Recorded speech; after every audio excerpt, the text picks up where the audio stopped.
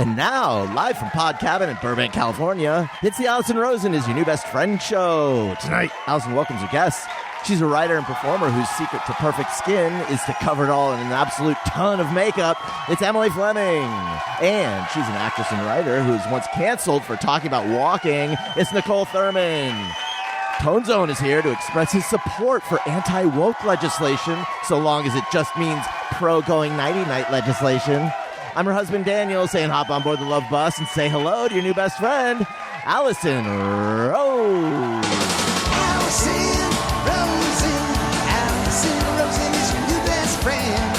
Allison, with her the good times never end. Allison Rosen, doing the wavy pencil dance again. Allison Rosen. Allison's your new best friend.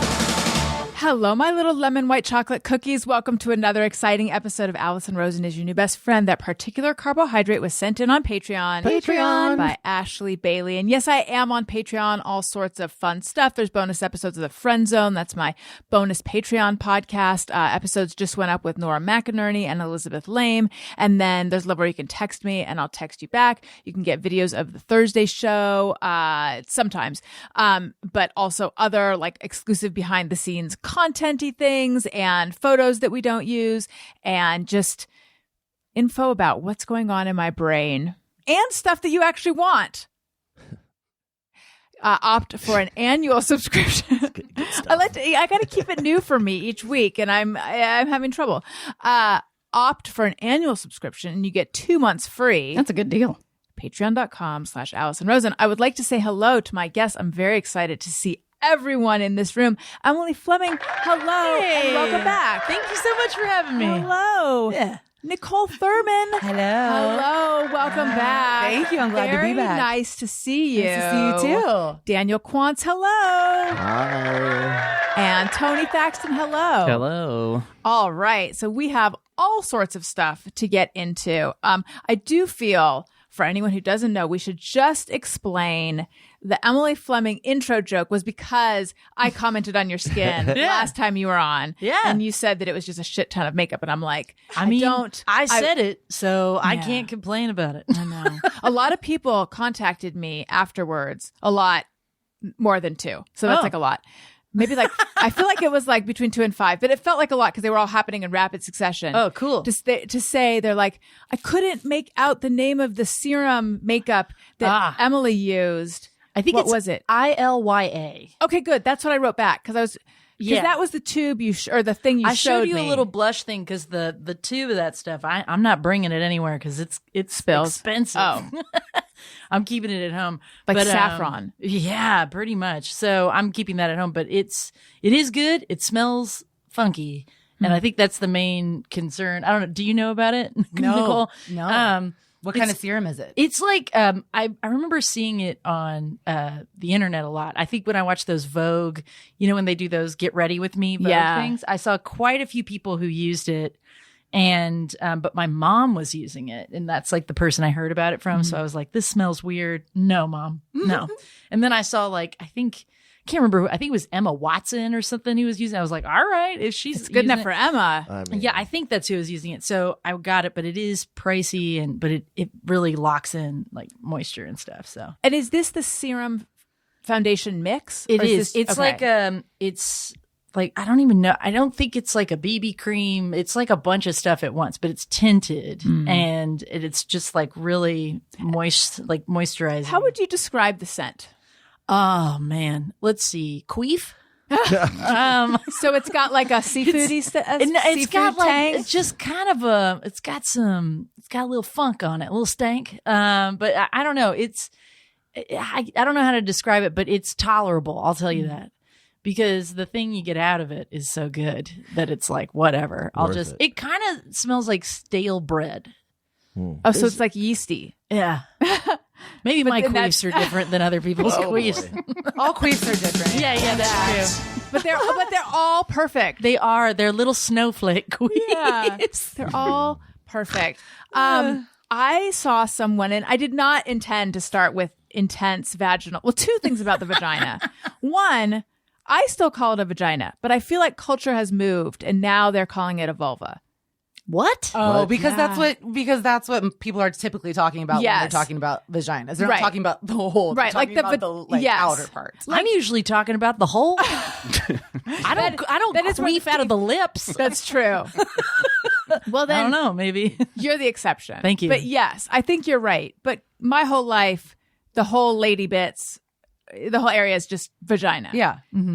But I had Elizabeth. Do you guys know Elizabeth Lame? She's delightful. She has a daughter. And I had her on the show and we were talking about like raising kids and just sort of like we both grew up in houses where horrendous euphemisms were used, but now they really encourage you to use the correct terms like penis and vulva. And I was like, oh, see, in my head, it would have been penis and vagina. Right. Yeah. So, Well, my mom, like, weird story to start with. I feel like I'm talking a lot. no. My mom growing up was like, when I was a little kid, she wanted me to use the accurate terminology See? instead She's of ahead of her saying time. wee wee or pee pee.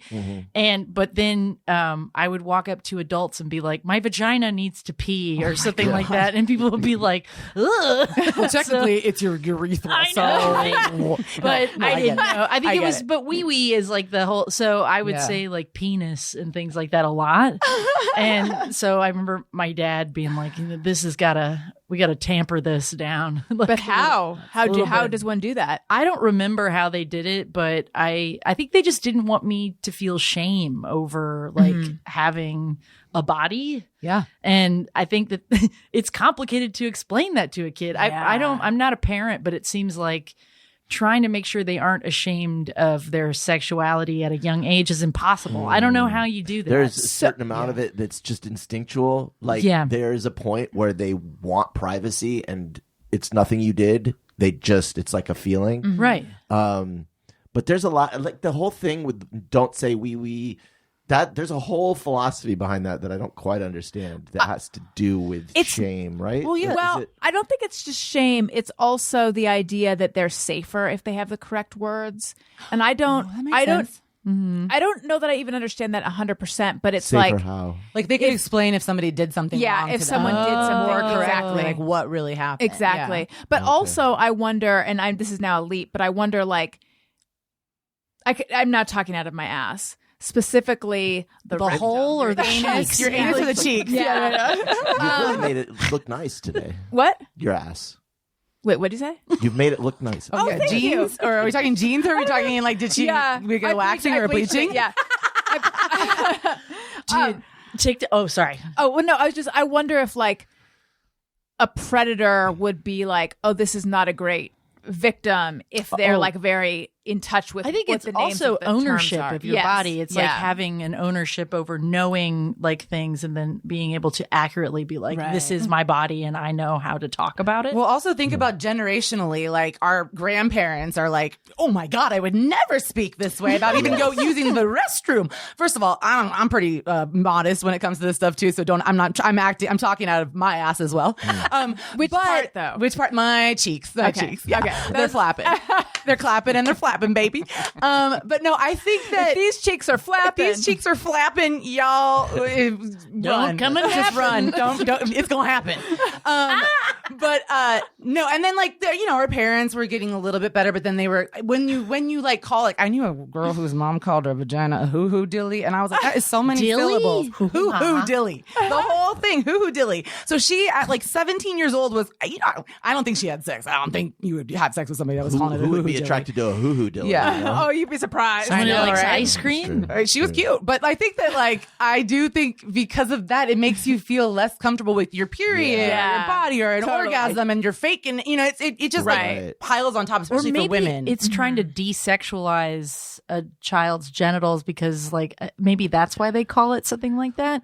Because it's like if it's called like Well, if it's called this, then it's I was- like why would you ever? I think it's there, but I think to Nicole's point, I do think it's their discomfort around Yeah. it Yeah, that I makes think- them use Yeah, you're right, other you're right. terms. that maybe it's like when you have like a cutesy euphemism, it suggests there's something to be ashamed about. Yeah. Yeah. Like it's like why are we Yeah. calling it that and not Yeah. the thing? And then that it's like makes you feel like, oh, this is something to be shame Yeah. or something, Right. It's like Yeah. mommy and daddy are wrestling. No, they're fucking. They were fucking. You know what I mean? But it's like it does. I think it does create shame when you start to label it different things. Like we would never say I was like, if you were jumping on the trampoline, you wouldn't say like, oh, I was just taking the dog for a walk. You know what I mean? We don't speak of Because that. then you would feel weird about jumping on the Right. trampoline. Yeah.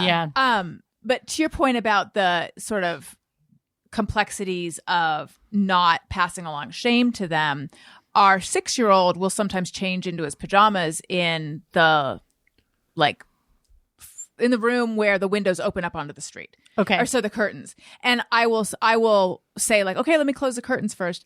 And I actually, just the other day I said, there's nothing wrong with your body, honey. We just don't want to give the neighborhood a show. Or like, I wasn't sure how do I communicate, or maybe I said like, it's just that's private. Or I actually honestly didn't know how That do I is explain tough. to him that like, I don't want people to be able to see your naked body, but I there's think nothing that's wrong with because it. then maybe people don't have a choice in the matter. Like Well, the there you other go. people don't get, because Yeah. it's like, I don't know. I saw a lot of penises on the subway in New York, and I didn't want to ask to see it, and it wasn't my choice to see it. Oh my God. So it's like when you're getting naked, it's like you have to take into consideration Right. Consent. Wait, so guys Well, are- and that's a new thing with kids too. Like Yeah. you have to ask them before you hug them. I mean, you don't have to, but I mean, I think it's definitely preferred. It Yes. feels better too. So wait, in New York, that's really a thing that happens a lot. Guys Oh, are yeah. showing their penis. Wait, Lots of them. The last time I saw a penis on the subway, it was like I think one of the first times, but it was airdropped to me on my phone, which I will say I did laugh a little bit. I was Wait. like, okay, this was Where fun. did this crazy. happen? Oh God, it was in. I think I was still in Greenpoint at this point. I was waiting to take the 7 into the city. So And like it was a almost rando Queens. Yeah. who airdropped it. Oh yeah. Oh, my I was like looking around like, who was this? Yeah. So yeah, if you just have your airdrop open, be careful. You're gonna get a penis. Oh, Yeah. man, I didn't know that. That's It's like the new thing. That's next level flasher I right know. there. It's so odd. It was really It's weird. like Blade Runner flasher. Like, Do you think that the owner of said penis was watching you open it up?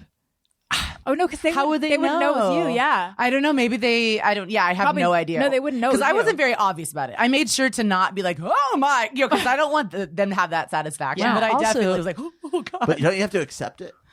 You don't. It just pops up and then it says accept or whatever. so you see so what you it see the is. picture. great. Oh, my God. Also, who's your cell provider? That's great service. AT&T. And also, they're underground now in New York. You can get service. Yeah, like it's you can good. get it everywhere. You couldn't didn't- get any when I lived there. Yeah. I couldn't get any I could either. never get the dick pic I was waiting for. I know now.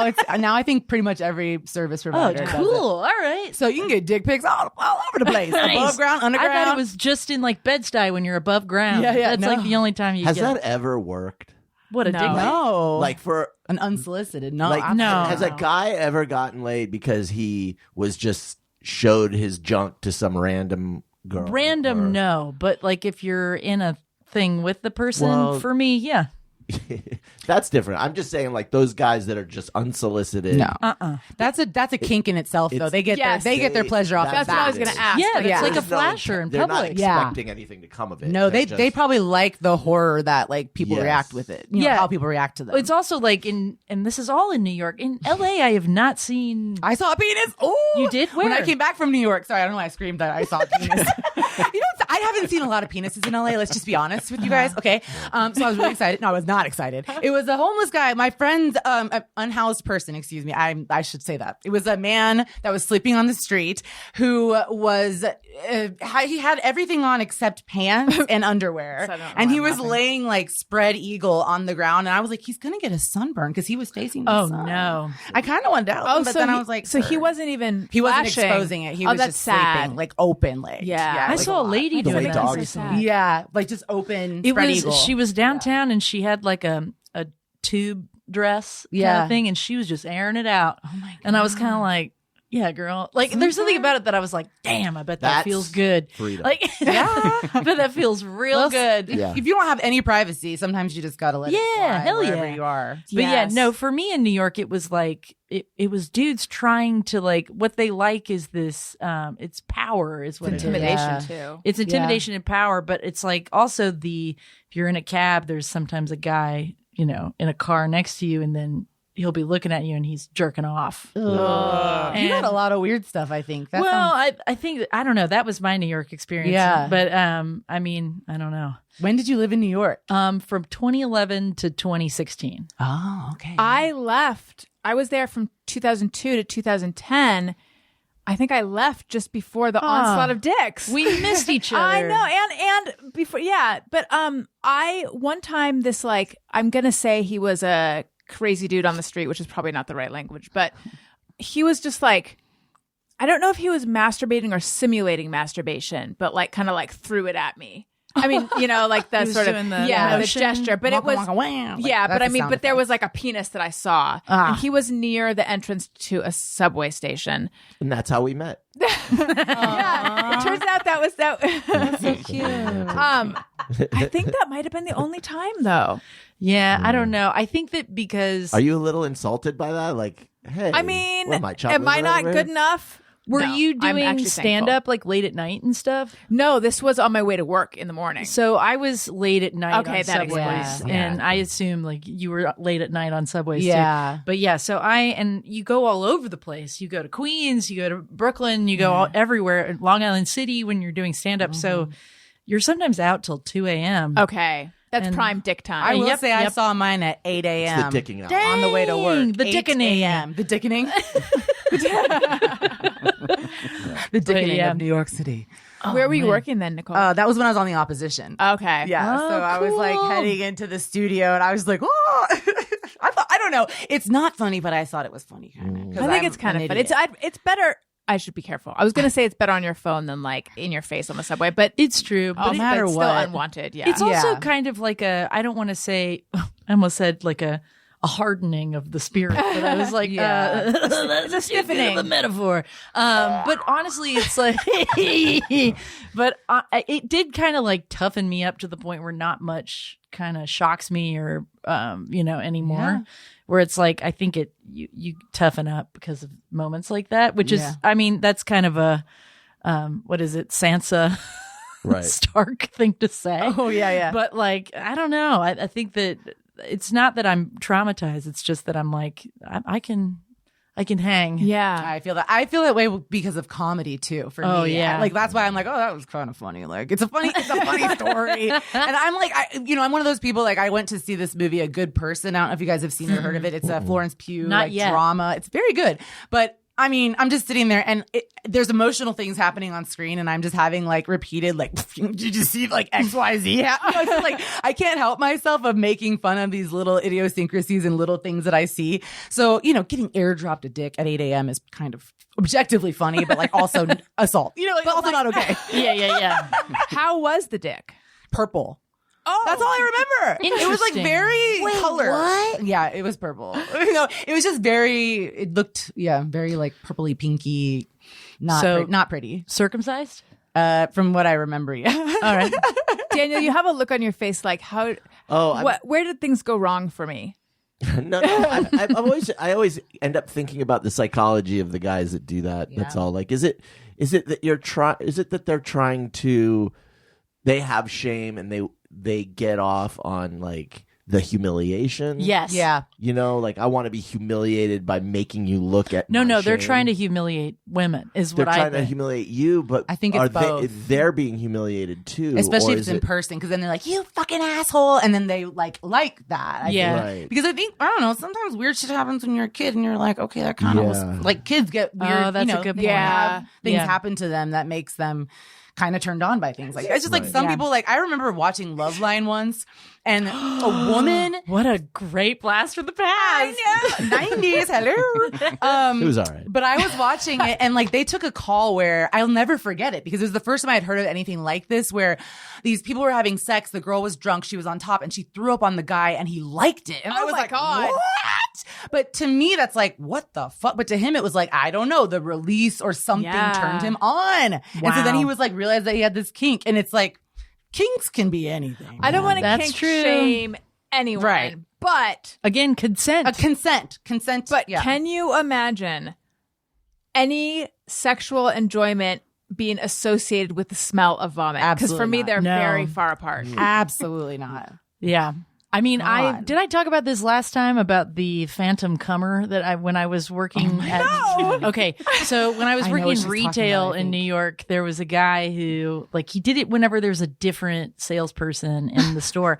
He would return a piece of clothing that was perfectly folded. Like if it was it was cargo shorts for me. But Where were you? What store was this? I worked at Jack Spade. It was the Oh, right. men's- That's what you did men's mention version that of last Kate time, Spade. Oh. And I loved it. It was a great job. But this guy returned some shorts and they were perfectly folded. And they had the tag and everything. So I didn't bother unfolding them to check. And then he check for left. jizz. And then I was going to go hang them up, open them. And there was just like, he had come all over the gross. inside of what he had. And so that's what happened to me. And I alerted my boss and stuff. And then he did it with other clothes too. And he would just, He just was really attracted to those clothes. No, I think the fact that he returned them, it was like he was Yeah. doing No, a he was thing making to you, to the salesperson to be like, Yeah. shocked and humiliated. Did- So Logistics question. yeah. Did it take you a second to figure out what it was? Like at first, were you like, Yes. "What the?" Okay, yeah, because I think I too would be like, "Whoa." It would It's like, take me a little while to figure it out. Interesting. Someone got some Pillsbury cinnamon roll icing on here. And, tricky, you So know? viscous. Yeah, I don't think there's ever a scenario where unexpected cum is going to be like. You're gonna know what it is immediately. right. I think I jump to that immediately. If she worked at a condom store, and so Yeah, I would you yeah, should you expect know, it. I knew pretty quickly. I'll tell you gross. that. But yeah, and then it was like we warned everyone, but I wasn't there when he'd come in, so you could describe the guy, but it's just like white guy. You should have done DNA work on that one. Yeah. I've been watching a lot of forensic files, so I think that's why my first That thought would've was been like they should have cool. swiped it and put it through CODIS because I bet they would have gotten a hit. Yeah. Now, is that a thing that really exists? Yes. Okay. CODIS is a DNA log of everybody that's ever been arrested or had to be like swabbed or anything. Really? I don't think it's like 23andMe stuff like people say it is, but I Right. think it's just like, people who have been committed Like sex crimes and have stuff committed could- crimes. would come up. Yeah, all crimes, like even robberies or any murders, Wait, anything so like that. if you go to prison, they swab your DNA? I'm pretty sure that's how it works. because Wow. they put it in the system, and sometimes it takes days to get a hit because there's so many people in the system. Dang. But if it's a person that's committed a crime and been arrested and convicted of it, then they will pop up. I mean, if they processed all the rape kits that are just sitting in closets, and Yeah. Right. that would actually probably be a great tool Yeah. to run DNA testing. But I mean, how would you run it? That's the thing. You would have to like kind of narrow it down in order to like put it in there. But Guys who live in the fashion district, garment district. Oh my God. Yeah. When you were in kindergarten or grade school, did they take your thumbprint at a certain point? Yes, I feel like they did, and we had to do like a thing, like I'm Niccole, I'm this tall and this age, right? And like you had to say in case you ever. Oh, really? Oh, wow. It was something, but I think it was a place you went to. You could get a service to like if you ever went missing, they would have a record of you. Okay. whoa. Because I remember in school also like a cop coming Yeah. in and they're taking our thumbprint and I don't know what. And I think, because this came up recently on some mom group I'm in on Facebook, and it was like, they say that it's like what Niccole is saying. So if anything ever happens, they have a way to find you. But then someone was like, it's actually so that they have, records of everyone and blah, blah, blah. I don't know if that's true though. Like it's something nefarious about it. Yeah, they always say that, and I don't know. My thing is the things that people think are probably true. Like I just Yeah. assume there's a Niccole Thurman like on the other side of the world just living her life with all of my information. I don't know why. Yeah. I'm just like it's gonna happen. They're gonna get me. You know what I mean? Yeah, it doesn't have feel- fun with my $30 in Bank of America. Yeah, like I'm like whatever, man. I don't know. Like, are you talking about like the turkey hand that everyone has? Yeah, That's no, like, I oh yeah, get it. think of anything that they. Oh, no, we're talking about actual thumbprint. I know but I they did didn't make do that turkey to hands me. too. Not that I know. I have a Yeah. question though. So they take your thumbprint, right, and then that's your fingerprint. But if you were to like, take a razor and cut the layer of skin off, would it grow back the same pattern? No, I It don't wouldn't, think would so. It? That never made really? sense to me. You could Oh, always really? just change your fingerprint by If just you're- cutting it off. Ew, that's a lot of But commitment. then simple, you'd be, yeah. then you'd be a dead giveaway. I'd be like, oh, he cut his thumbprints off. It seems pretty suspicious. Guy's like, hey man, it wasn't me. Holds his hands up and they're all raw I fingers. Wait, it wouldn't grow back roughly the same? I don't know. I always wondered that, I guess. Yeah, there's Like scar that feels like tissue a or real something. flaw in the system. Didn't if Kevin you have a different Spacey's character in Seven, I think, may have done that. He had like Well, there's also, I think Adam Conover did an episode of Adam Ruins Everything where he talked about it's not true that everyone's like fingerprints are all unique. Oh, interesting. Yeah, that it's not entirely true. Oh, wow. I think Feels also like something we should know. He does ruin everything. Then He sure does. I think also everyone's car key is not unique. No, Oh, my mom was boy. just telling me a story. I mean, this is my mom, and she has a lot of crazy things that happen to her in there, so I'm like, it might have just been you. But she said that she clicked the little fob, and she heard a beep beep from the car, got in the car, was like about to try to drive, was like, oh, that's weird. This car seems different than the car I was driving. It was someone else's Toyota. Oh my God, that's amazing. So I don't know. I think it's possible. Yeah. that's And I when I had my Toyota, it was the same thing too. Like I think that they do sometimes connect to other cars. Yeah. I just read an article about one way that they're stealing cars these days is they'll, so your fob, it emits like a little radio signal, but only for a very short amount of space. Mm-hmm. But that tiny signal can be amplified. So they'll go out in front of someone's house or wherever they or work, and they have these amplifiers, and it'll amplify that signal enough to turn on the car and drive it away. So they're saying like, if you really want to, you can put your key in like a jammer. Faraday kind of thing or whatever to protect it. In a what? Like a Faraday whatever it is that protects the signals from coming in or out. Oh, Good never heard of Lord. that. I thought you said like a ferret egg, and I was like, what's a ferret egg?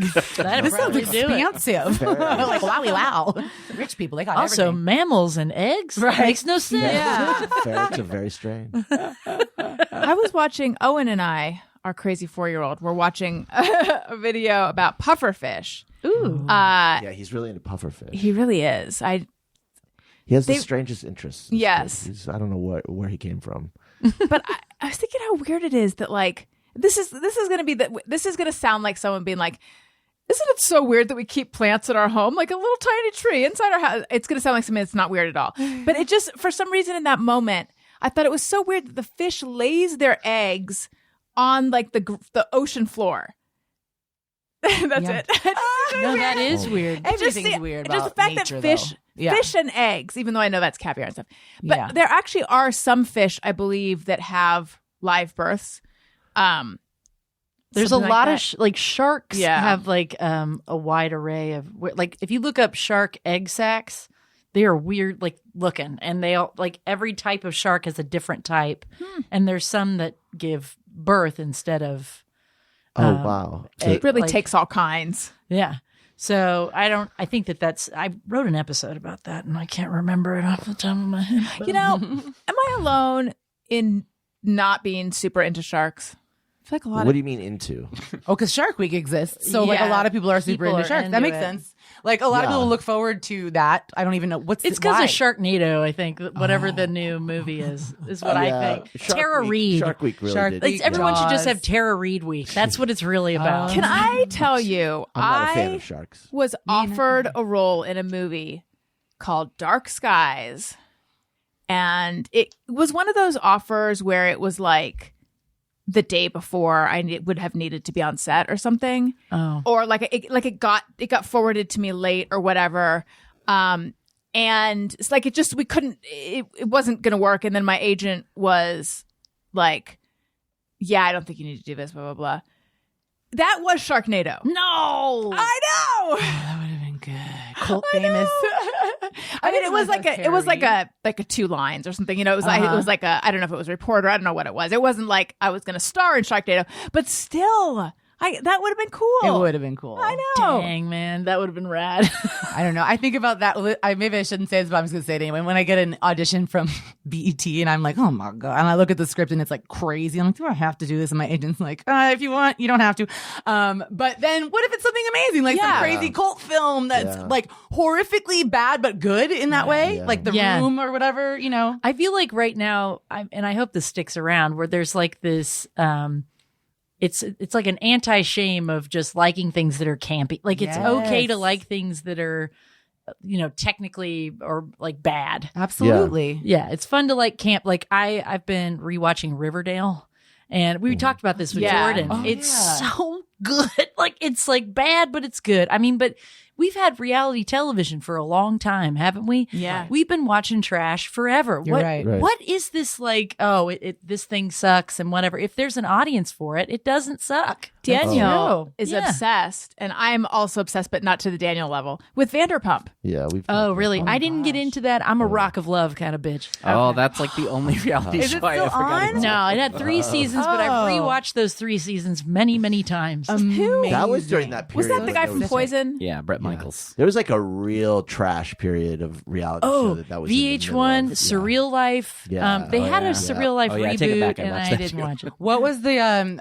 oh god, Flavor Flav show? Flavor of Love. Yeah, Oh, Flavor yeah. of Love. Oh my And then god. there Didn't was that like a come from spin-off. Surreal Life? Kind of, because I think those so. two Yes, meet on because there Brigitte and, yeah. Nielsen Yeah. and Flavor Flav Oh my God, had I a little forgot they love were connection. together. Oh, yes. It was Such a so weird cute. time. She called him Foofy Foofy Oh, yeah. and all this Foofy, stuff. My foofy foof. That was loved the them. early aughts when like low rise pants, the tackiest style you've ever seen, and then the worst best Yeah, I I reality want to shows are on. say, like, you know, people used to say the 70s were the worst decade, but I disagree. Oh, I no, think immediately the way. 2000s. the aughts. The Yeah. aughts were the worst. So No, the bad. 70s, they had great hair, great Yeah. music, Yes. from what I remember. They also did have Good. carpeting in the bathroom, though. yeah, Yes. good call. So everybody has their flaws, but I did love Surreal Life. There was, I remember Mini Me, Vern Troyer. I shouldn't just call him Mini yeah. Me, but like Vern Yeah. Troyer was Troyer. in it. R.I.P.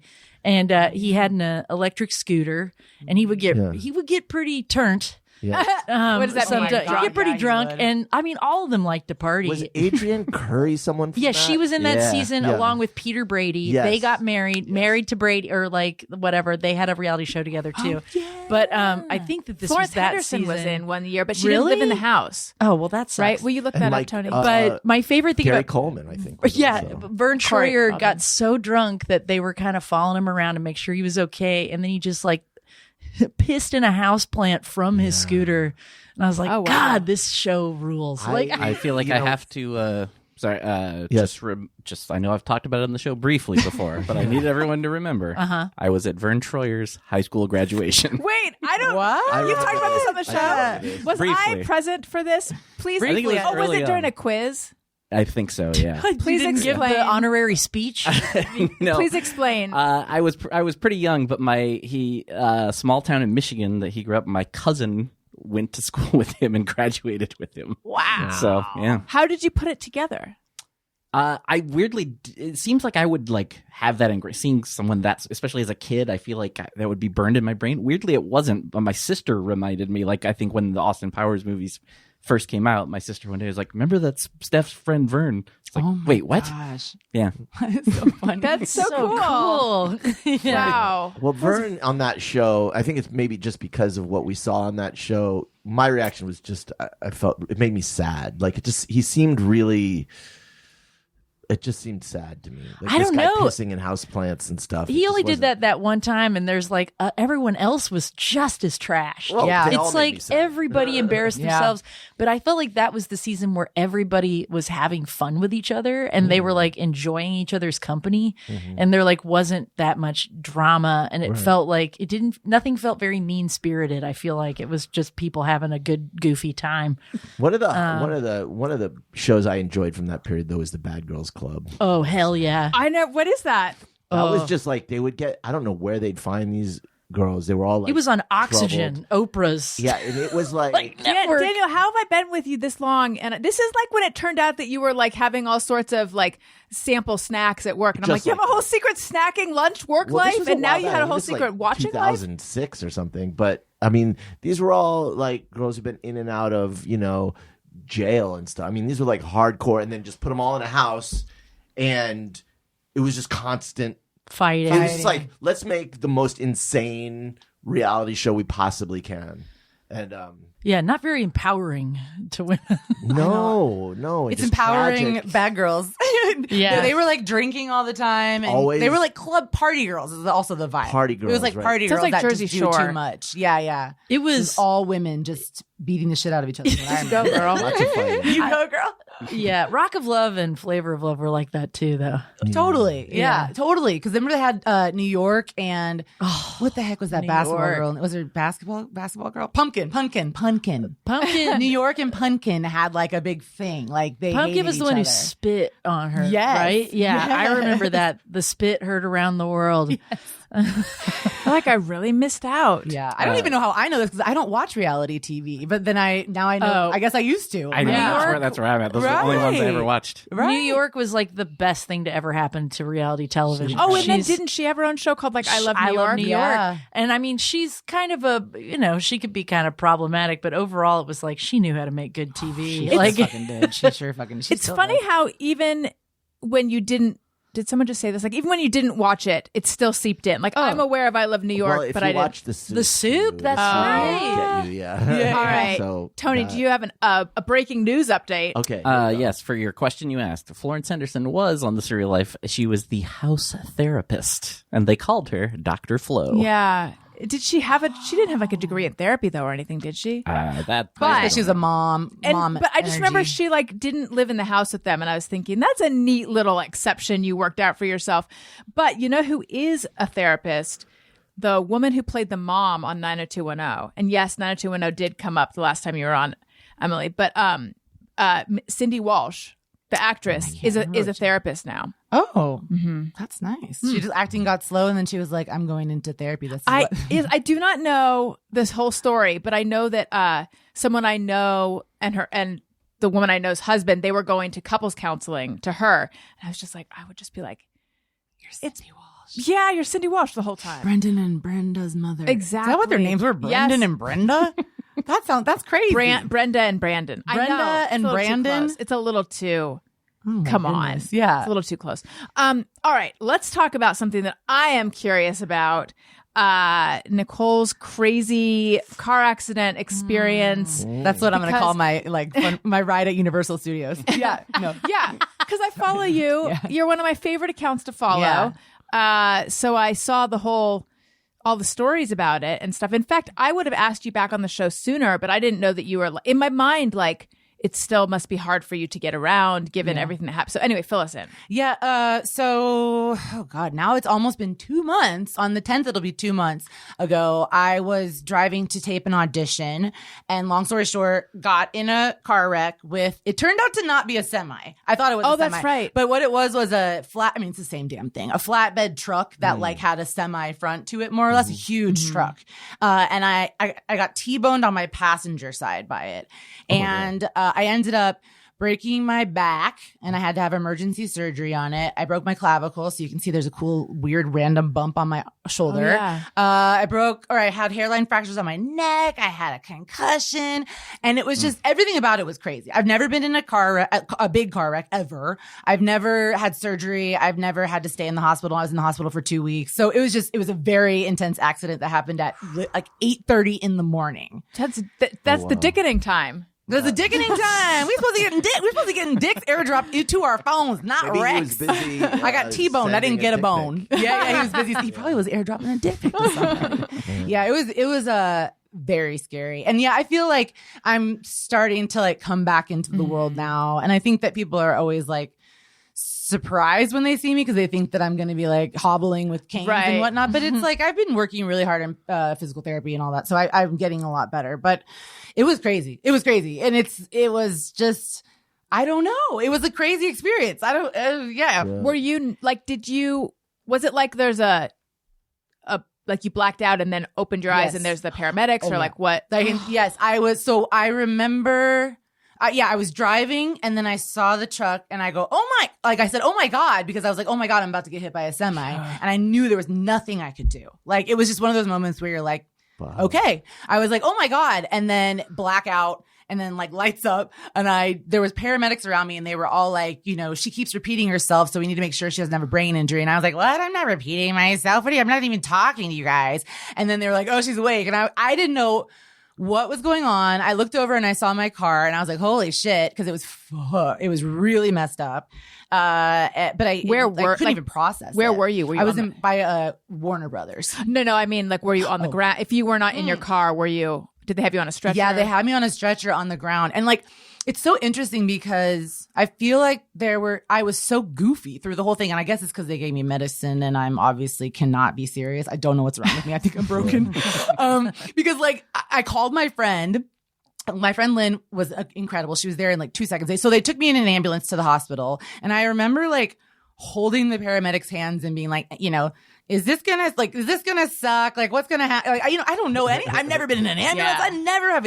It just was, everything about it was so surreal. And I guess I don't remember this, but I called my friend. I FaceTimed her, and I was like, so I got into a little accident. And then she said that I put my hand up to like wipe away my hair, and I had like a blood on my hand and my nails. And she was like, I knew it was a bad accident right when you did that. And it was just so weird because it was like, Oh my God. I was repeating myself a lot because I had a concussion. And so I was just repeating myself, asking the same questions and forgetting things. And so they put me in an MRI. I remember that because I asked them to play Beach House. You guys know the band Beach House? I was like, can you play Beach House? I've always heard MRIs suck. And so I was like, play some music. And so they were playing Beach House. And but yeah, then I got out of the MRI and they were like, you did break your back and it is bad enough that you need surgery this immediate moment. And then so the break was it's really bad because a lot of people do get paralyzed from it. I had a L1 burst fracture is what it's called, which literally is what it sounds like. Your vertebrae just bursts into pieces. And so like part of my bone was leaning on my spinal cord. Geez. All little pieces of my bone were in the spinal fluid, but like, sorry if this is gross. No. Okay, I don't know how much detail it's supposed to be, but it's interesting to me because that kind of stuff. I mean, and the fact that I went through it was, and so like they were telling me this, but also you can be incontinent, and so one of the ways they check to make sure you're not incontinent is some bitch sticks her finger up your ass, and she didn't even count to 3, and I kept saying you didn't even count to 3. She just like stuck her finger in my butt, and she was like squeeze, and I did, and she was like, okay, good. Because so I got to break my back to get that? Yeah, you got to break your back to get a finger in your crack, okay? That's like it's also a way of testing to make sure that you still have all the feeling. Yeah. And then that was the other thing was they kept doing the like, you know, and I could feel things. Wait, there isn't any other way to test whether you're incontinent or not? I mean, they could just wait until you let loose, but like, I don't think they want to do that. Yeah. No, they have to like, because if your muscles can flex, that means you have movement down there. So yeah, I went to the surgery and then afterwards, oh my God, it was just burning, horrific nerve pain from my hips down. It went away. I'm still on nerve medication, but like it was, I mean, so this I never want that to come back ever again. That was like right after you got, like they take you to the hospital, so you're awake the whole time, do the MRI, and then take you to surgery. And then it was a 5-hour surgery, which I've never had. Oh my God. Were you awake during this? No, I was out. Yeah, I was out. When you were in the MRI and before surgery, do you remember that pain? Like, was that incredible pain? I get it's really interesting because I have a weird memory anyway. Like I have kind of like my memory comes in like brownout. Like it's like, have you ever heard of a brownout when you're drinking? It's like you're not blacked out. You remember just pieces. I feel like I remember pieces because if you look at the reports, which I've been kind of obsessively looking over a lot of the reports just because I don't know. I'm just like, what happened to me? Yeah. Like it just came from nowhere and it was the craziest experience. But a lot of the reports will say I was complaining of, you know, back pain, hip pain, my legs were tingling, but my right was worse than my left, which, you know, everything on my right side was what got messed up. But, I don't remember being in like a ton of pain. But you remember it after the surgery. After the surgery, because I was in the ICU for at least 1 or 2 nights. I can't remember. But the first night was like the worst pain I've ever felt in my life. The first 3 days were like, I mean, people who have like neuropathy where it's just like nerve, I don't know how they literally get through the day. I'm not even like, it's like, it was just burning from hips down and there's nothing that makes it better. You just have to keep asking them for pain meds. And when you have anxiety, because I have anxiety. So when you do, and they put that on your chart, every time you ask for pain meds, they say, you're just anxious. Oh, God. And I was like, I swear to God, if y'all tell me I'm anxious all the time, I was like, I know the difference between anxiety and pain. I get that people abuse that stuff, but like you can take pain away, so take it away. Take it away. Like, and my thing is that too is like, I didn't ask for you to give me opioids. I specifically said, don't give me opioids, but then they did. You did? And, why did you say not to? Just because I was like scared. I was like, I don't want the Sacklers near my body. Like I was, you know me, I'm goofy. I was just saying goofy shit, but I was kind of meaning it because I was scared I was going to get addicted to it because I just thought that's what happened. Right, you know? And I was like, I don't want to be that person that then has to go through that process of getting off of it. Now that sounds like anxiety. Hey, oh my God, right? That's anxiety. Yeah. If I had told them that story, I would understand why they'd say it was the anxiety. idea that anxiety somehow makes you in more an addict. pain. Yeah. But also, maybe there's a reason to be anxious. Yeah, I know. Yeah. Right? Is it Like- anxiety if it actually It's is like a real human emotion. It's an like, actual like okay to emergency? have. A lady Yeah. stuck her finger in my butt. I'm anxious. Okay, I don't know if I'm gonna be able to poop and pee on my broke own. my my back. God. Yeah. I'm Like, anxious. I didn't know. I mean, I knew that because like when I got out of the surgery, I remember one of the doctors saying, "You're lucky. A lot of people don't walk away from this," and he meant literally they don't walk after this injury. Yeah, I mean that And, sounds yeah. like you were close. Yeah, I mean, it was literally like leaning on the. So did you fly through the windshield or anything? No, I had a seatbelt on. So, Okay. but I'll show you guys pictures of my car afterwards. It was, it was very bad. It was. So- It's the crazy thing where it's like everything was torn up, and then my seat is kind of just there with the airbag went off. Wow. The airbag is why I had the concussion. Yeah. So you didn't was make it to crazy. the audition? Just kidding. no, I did not make it to the audition. Art? And I was supposed to do a voiceover later that day, and I was like, sorry, I can't make it. When they told you have to go to surgery right now, were you scared? Yeah, I go, no. That's what I did. Because I was like, I don't want to go to surgery. Because I was hoping that I would get the MRI and they would say it's not that bad.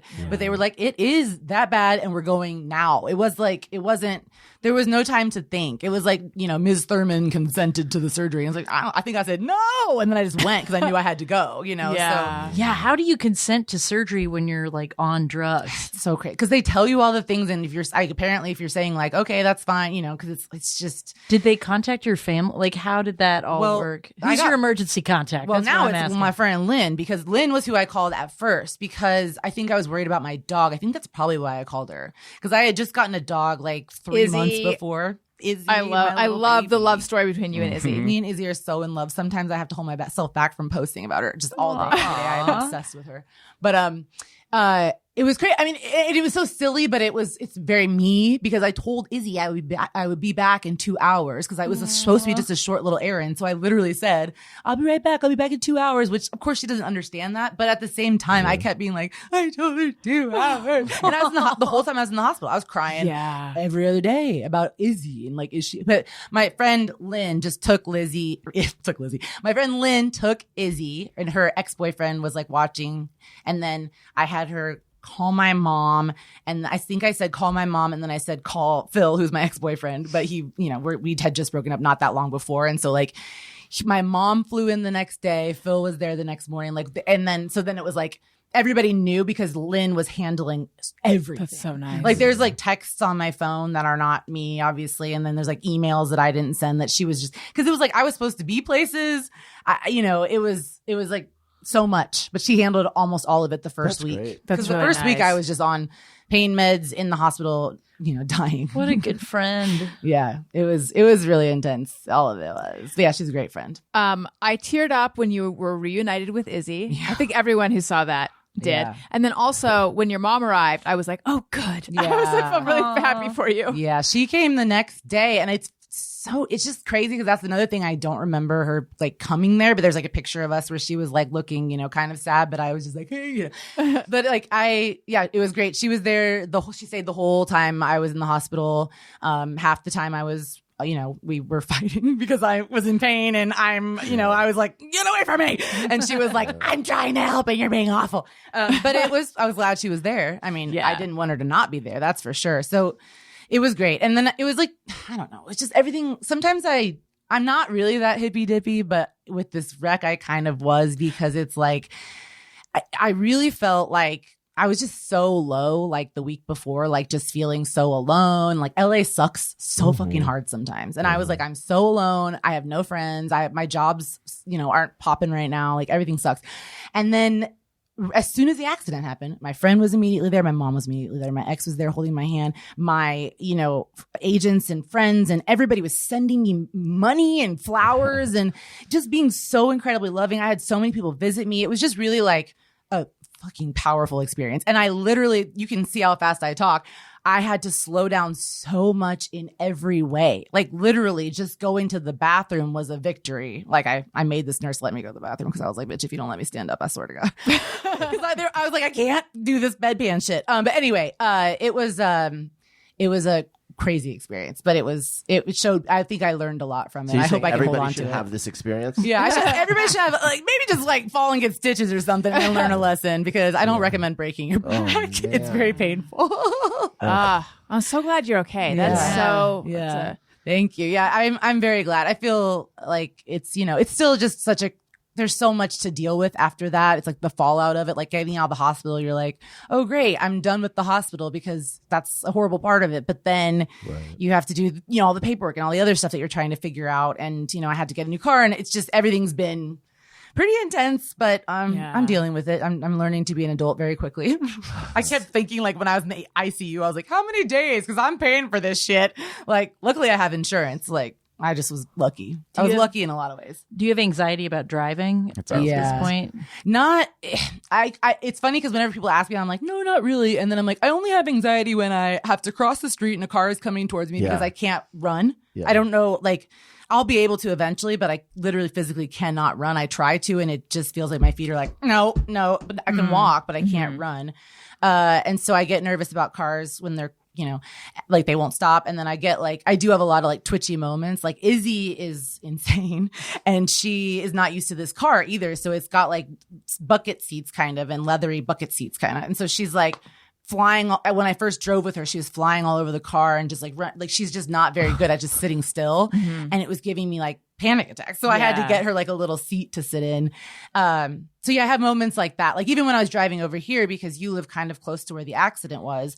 Yeah. And I was I don't know, I made all of a sudden I was like, oh, I have to turn here. And then I was like, because I did it too. It just makes me any quick moves. I try to go take everything a lot slower now. Yeah. Yeah. My mom has a woman that she worked for who had this crazy random accident happen where this awning, this giant concrete awning, fell on her. Oh my and God. Crushed every bone in her body. She doesn't remember any of it. Jesus. She miraculously recovered. And then one day she walked past it. She has no memory of the accident. Walked past it. Nothing. She's like, nothing. The next day, all of her hair fell out. Her body, alopecia stress. Her body went into this kind of shock and she didn't know. And I just think I can't imagine having to deal with it. And especially with something like driving where you have no choice. And I was already a nervous driver in LA because I just think people drive crazy here. And so I was just already, I would, and my old car just was, it was a convertible, so it's kind of hard to see outside of it, and so I was always anxious about it anyway. So yeah, it's you have no choice but to do it, and you have no choice but to sit in the damn car. When we were pulling out of the hospital, my mom picked me up in my grandparents' car, and she pulled out quickly, and this truck was coming towards me, where I was freaking sitting in the seat, where I was in a back brace, and I was like, Mom, and she's like, it's okay, he saw me, and I'm like, yeah, but the thing is, I just got in a wreck with a huge truck, and I would prefer not to get into one when I'm coming out of the hospital. It's just that feeling of, and then when I see big flatbed trucks, I just have a feeling of ugh, yeah, because. Right. I'm thankful for brains though, because what you were saying was, that sounds so stupid. You know what I'm thankful for is brains. No, but I am though, because what you're saying about that woman, how she doesn't remember anything. Your body is a beautiful thing. It literally just shuts it off. Yeah. That reminds me of an Emo Phillips joke. He's like, my favorite organ in the body is the brain, but then I think, who's telling me this?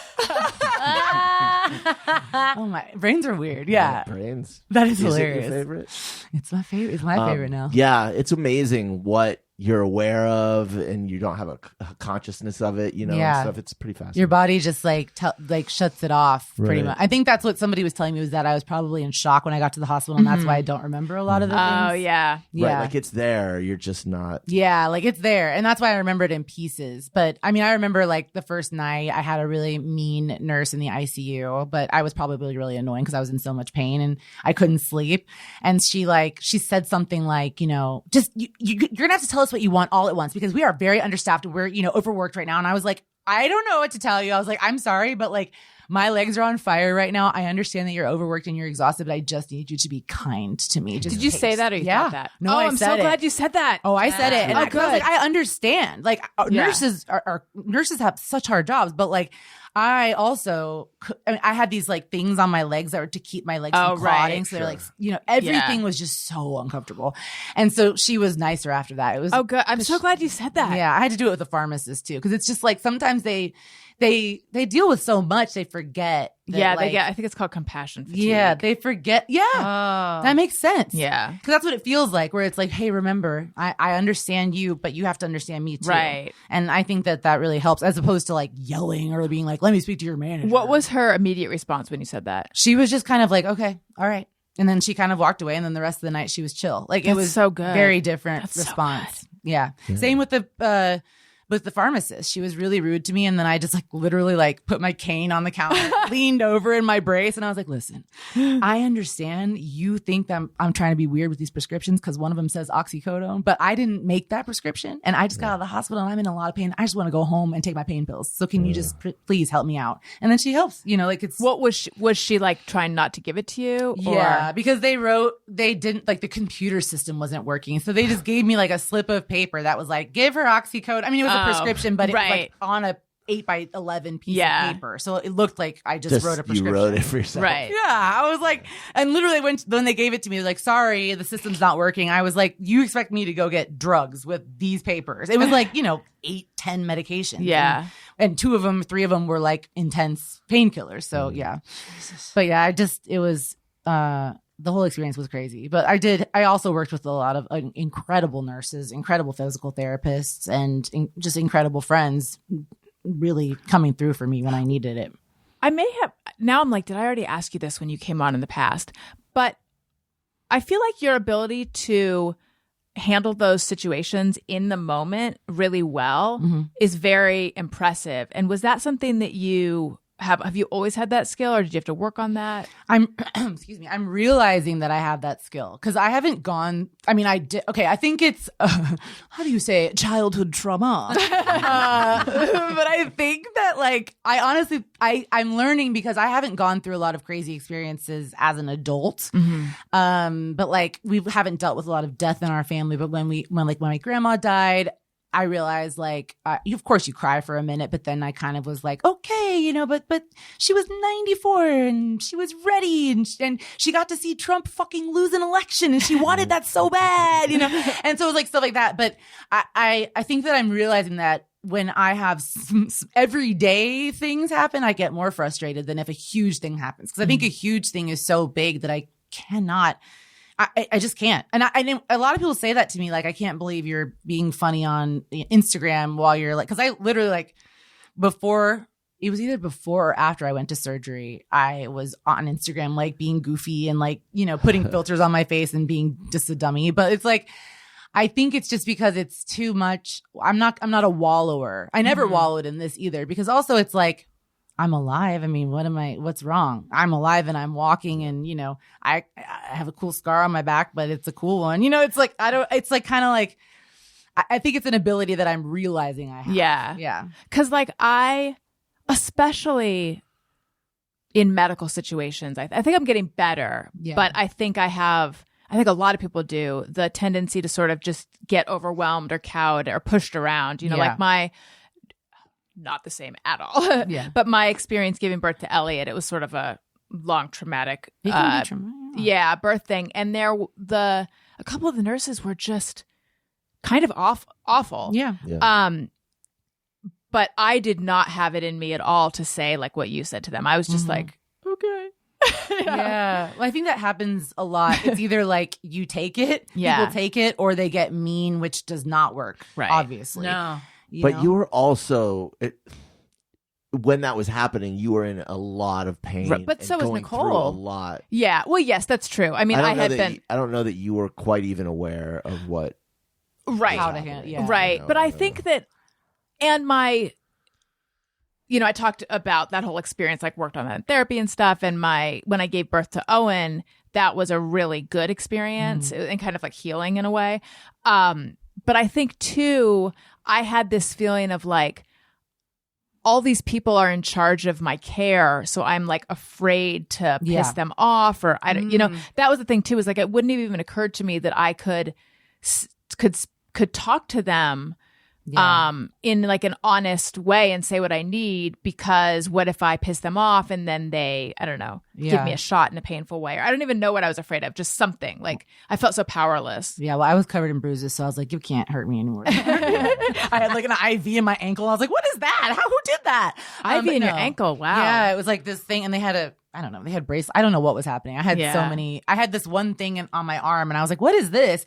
And they're like, it's like a package in case you code and we need to like resuscitate you. They put something on your arm. I don't know what was happening, because they took it off one day, and I was like, did I break something? And they were like, no, it's just like in case we need to.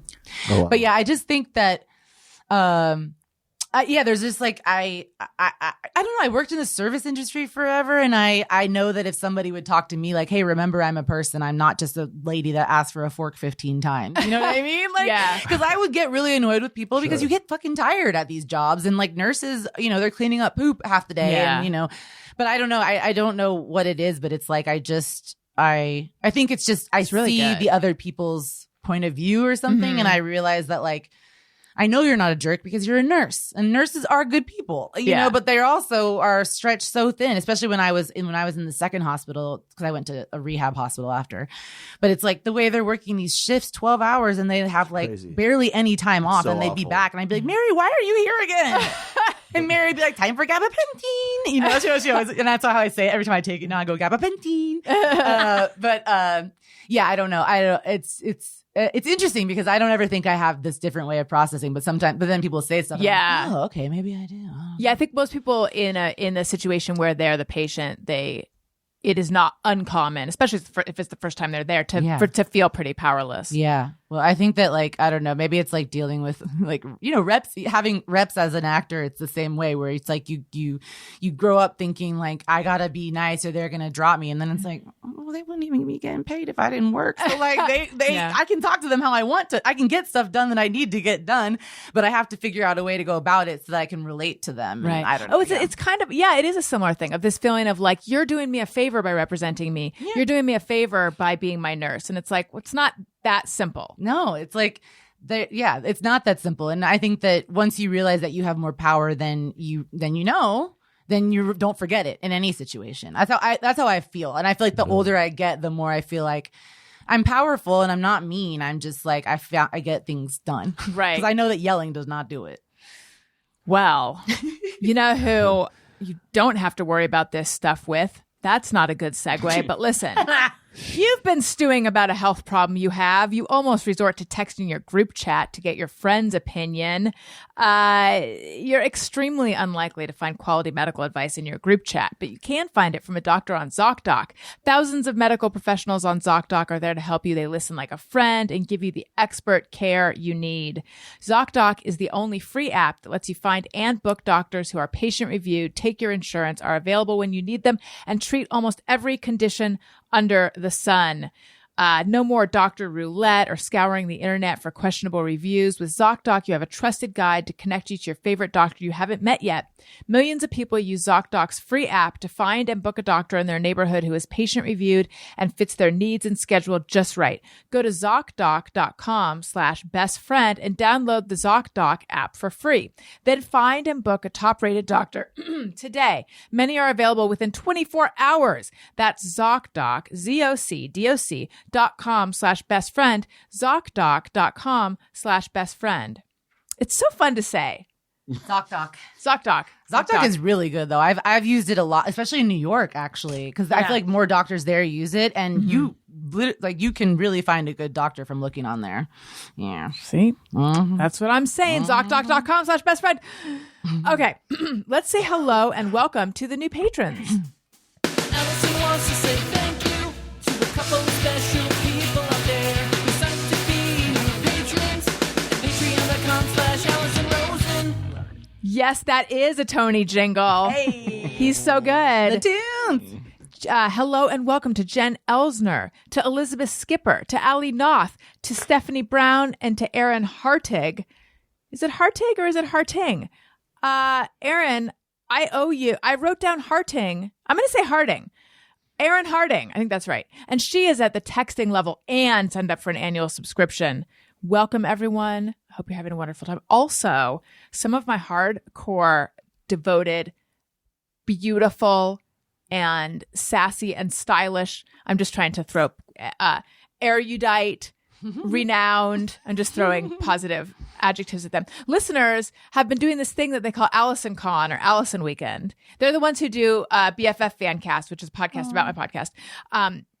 And they get together for a weekend and like record and have fun together. And they just had their 8th one. Crazy. And more people flew in for it than ever before. It was like the biggest one they had. Oh, Was shit. there any cosplay? Really? That's so nice. Did they dress as you? No, but Megan had like if you look at my old logo right there, the heart with me and the sunglasses, Megan had that on her arm. And her wife had drawn it on her arm. Oh, that's good. Yeah, it was. Her wife's an artist. It was really fun to look at the pictures and stuff. So that I just love that exists. Okay, let's see. What should we? Emily, where are you with like advocating for yourself and speaking up and stuff? I was actually thinking about this. I mean, I don't know of many instances with hospitals or things that I could think of, but I've had some people in my life who've been mean or kind of.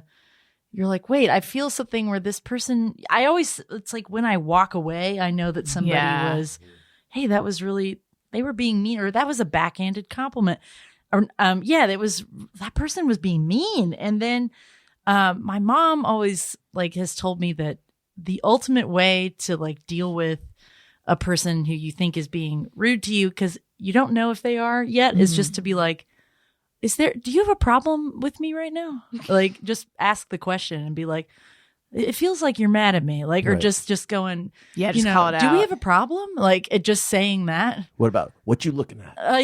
But it's just like to kind of go. It feels like you're trying to make me feel bad. Is that what's happening? Like, and then if they like respond weird and just be like, "That's just, do we have a problem?" Like, kind of thing. It's like that's the best way to do it. But I always forget to do that. Yeah, well, it's hard. I just kind of hard. go, well, I'm just gonna act like it didn't happen and walk away and try not to think about it, but I'm going to fester over it forever. And then, and so that's my big issue, I guess.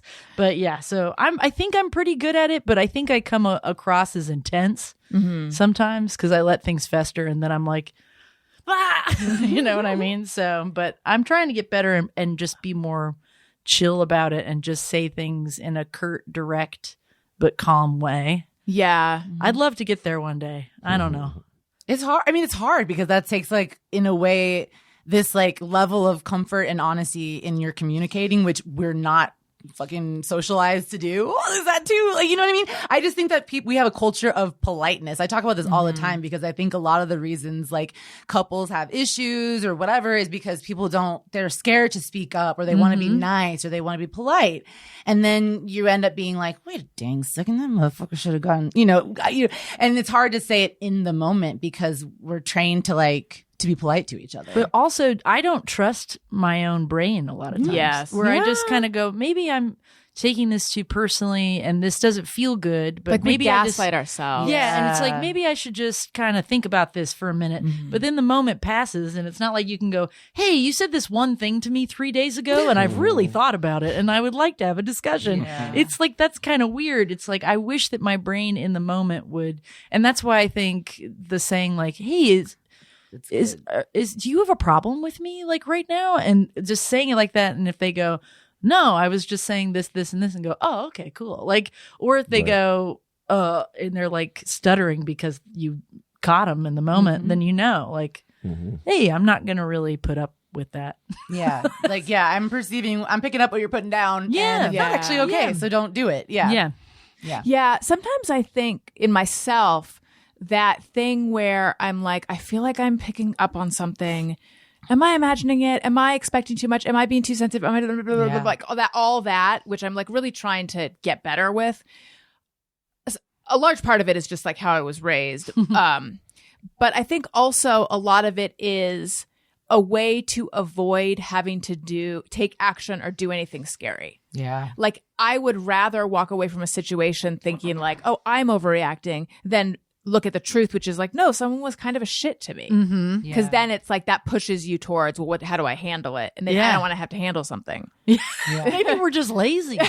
Right. It might be. Sometimes it's just easier to be like, you know what, that person was a bitch, but I'm just gonna go home and take a nap. Tired. Yeah. Well, yeah, you don't have to like deal with everything, but if it's bothering you, sometimes dealing with it is like the best. Yeah. Because that's sort of where I get to with some things where it's like, which can I handle more? This feeling, this pent up, like icky and itchy feeling, or the discomfort of saying something which feels scary, which is worse. Yeah. And it's also kind of weird if you're like, okay, if I react to this in any way, is that giving them the power that they have some kind of, like, they have the power to make me feel a certain way? Right. And if I just kind of go, and then walk away, is that like going, oh, you don't really affect me? But I also feel like if you do that, then they think they can keep treating you that way. So it's like, which do you do? But luckily, because I have ADHD, I don't really notice the stuff they're saying.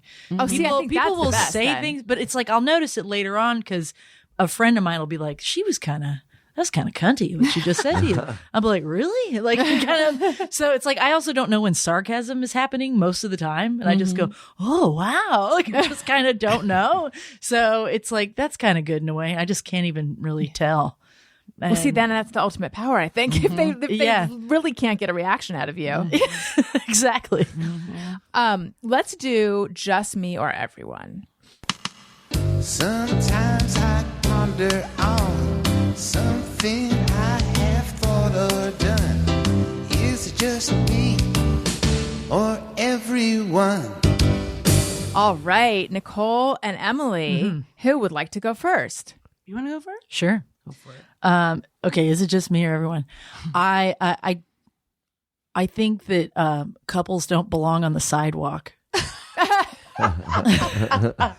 I think the sidewalk is for lonely people only. Hilarious. Especially if you're going to hold hands on the sidewalk. Oh, yeah, fuck that. I mean, I'm a pedestrian. I don't drive because I'm terrified of it's more I'm terrified for other people about me driving than and it's both. I have fear and anxiety about driving. I mean, now I'm definitely not gonna drive. I'm not going to make it any better for anyone. But so I walk a lot. So it's like, and you know what it's like from New York. It's like we can bob and weave through a sidewalk. Yeah. Like I'm really good at it. I'd even smush face a kid every once in a while, just be like, move. Yeah. So, but out here, it's like the sidewalks are wider. Yeah. They're huge compared to New York, but there's still just people. Like, I swear to God, it's Red Rover happening on the sidewalk. There's like 4 people just linked, like fucking Wizard of Oz, like going down the sidewalk. And you're just like, how dare you? How dare you hold hands and feel camaraderie with your fellow man? Well, it's not, the sidewalk's not the type or place. No. You get in a single Indoor file activity, line. Yes. Well, and what is it about walking side by side with someone that makes everyone slow down? Yeah. Yeah. It's like, Well, because you're trying to match your gait to the person next to you, It's and like then all of a sudden, it's like when you're cutting bangs. Yeah. All of a sudden, you're just going Exactly. really slow. Or it's like when people have a thinking that, pet of course. on a leash and they're letting them be long on the leash Yeah. that's taking up the whole sidewalk. I'm like, can't you see that I'm walking here? Like it's really weird to me. Is that where It's that like the comes movie. from? Hey, look at it. And it's that kind of thing with the dogs too. I feel like people in LA, maybe it's just me. No, you're right. I I already know what she's going to say. Yeah, I people in agree LA too. are bad dog owners. Oh, Like, okay. they're just I thought you were going to say they're just sort of like inconsiderate. Yeah, that's what I was Yes, gonna say I too. think they're kind of in La La Land to, Hey. you know, yeah. It's just they're not even Right. really. It's not even like deliberate. Yeah, they're just in oblivious consideration. walkers. Yeah. That drives They're me just- insane. Because if you have a dog in Oblivious. New York, you and your dog have to be very social. Well, I also just think there's a lot of responsibility with a pet and people in LA. The amount of huskies that I see in this city. You're a bad person if you have a husky in Los Angeles. It's wild. I'm sorry to the listeners who have one. They do not belong in this climate. Yeah. There's like, I have in my building, which is like the apartments are not that big. I saw a guy walking out with 2 huskies. What? Wow. And I'm like, you're the Yeah. devil. Like, I don't, you're an evil person. It just doesn't make sense. They can't be happy in this climate. It just feels like this is a little dog or like a medium dog kind of city. Unless you got a golden retriever, then you know what I mean. You can have one of those. Everybody loves them. I know. I have a theory though too about LA people and like why they are that way. I think it's because they have everybody here has a car mentality, and when you're in a car, you're typically by yourself. That's kind of doing your own thing. And I feel like when you're interacting with a lot of people in Los Angeles, it's the same mentality. Walking, they're just no one's paying attention to anyone around them. In New York, you're like defensive walking. You're looking all over. People that live there know you have to walk around. And nobody's offended if you've got to if you got to weave and you accidentally shoulder check somebody, you're like, my bad. And then it's like, oh, listen, I get it. Like it's out here. If you were to shoulder check somebody, like, oof, you might die. I don't know. So I think that also why is it so hard to pick up the dog shit? That's the amount of dog shit in LA. I'm just like, if you can't pick up your dog shit, you do not deserve a dog. So I think that every dog is cute in LA too. There's not an ugly dog in the whole city. No. Where's all the ugly dogs got to go? Maybe they're in Riverside. But think how big the husky shits are. Yeah. Oh God. Yeah. There's some big shits outside of my apartment. I'm always like, what dog did this? Me too. What the fuck? You're sure it's a dog?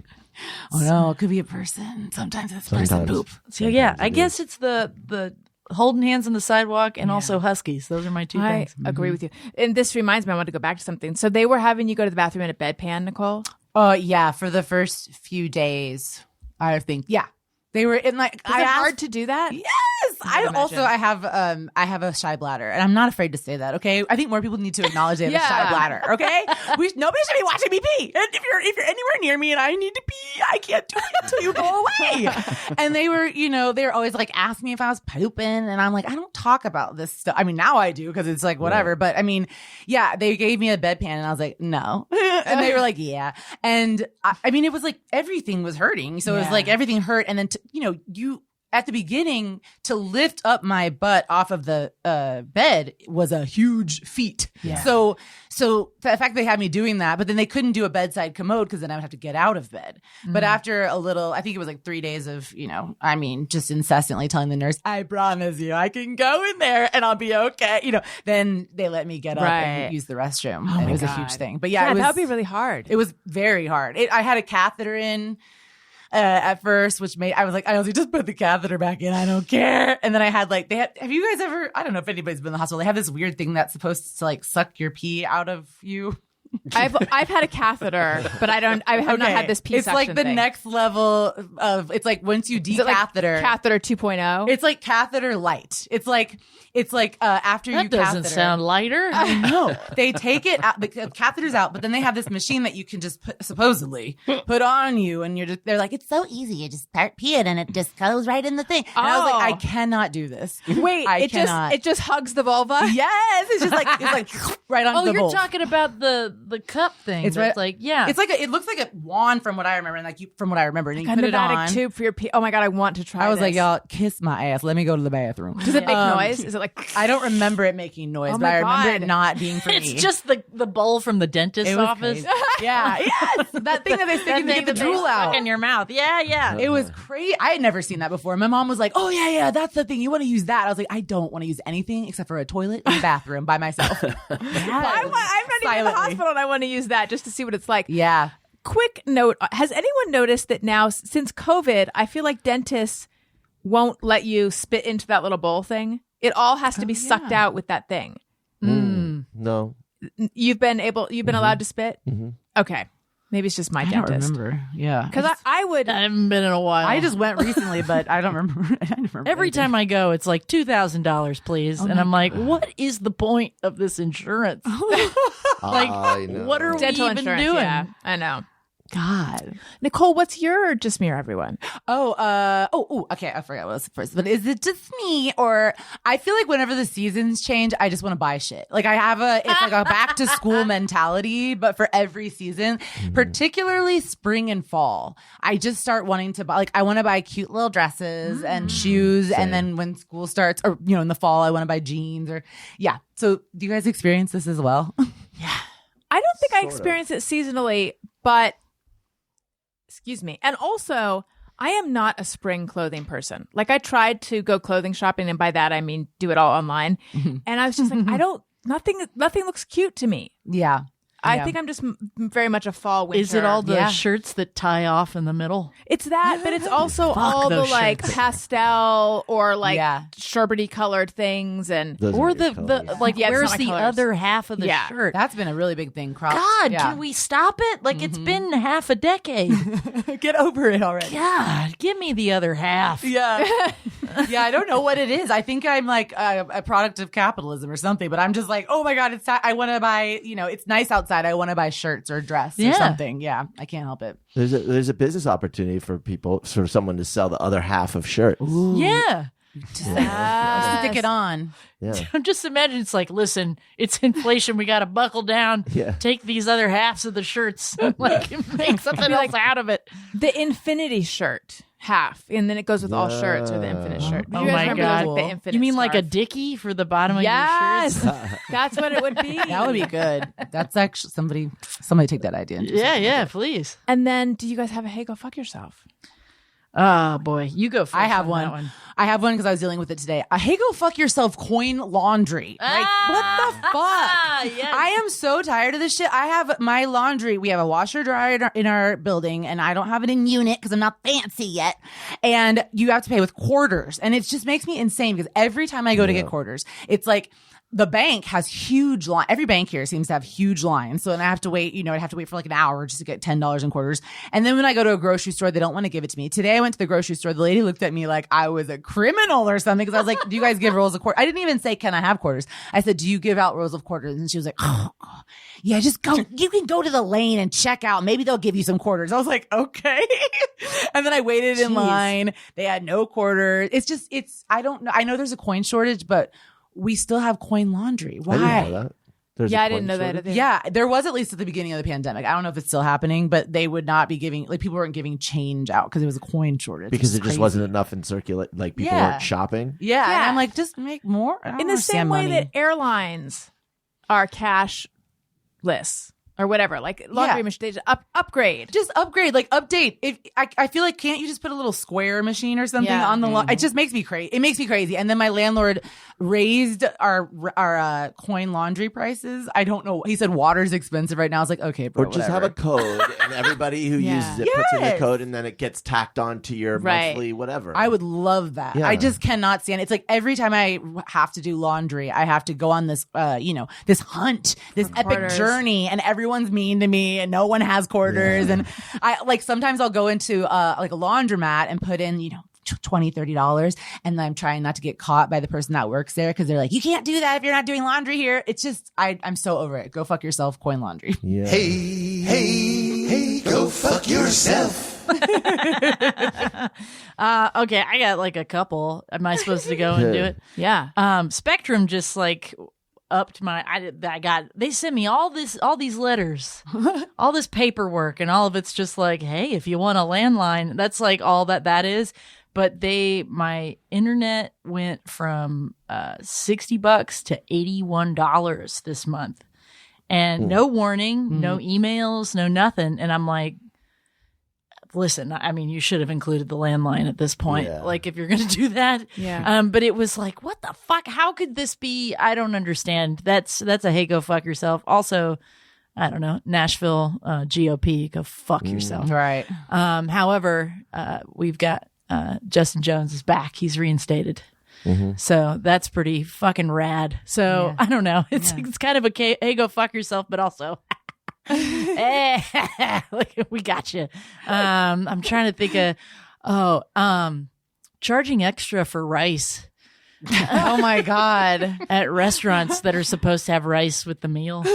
Like, I don't know, like Indian food and then Thai food where That'd be I'm like just a Mexican food place charging extra for the chips. Yeah. Sometimes Yeah. you'll find that. You're well, like, it's this just is- like this shit's it's free. like you just I want to just eat the goo in protest and be like, all right, I'm just gonna eat the goo, like.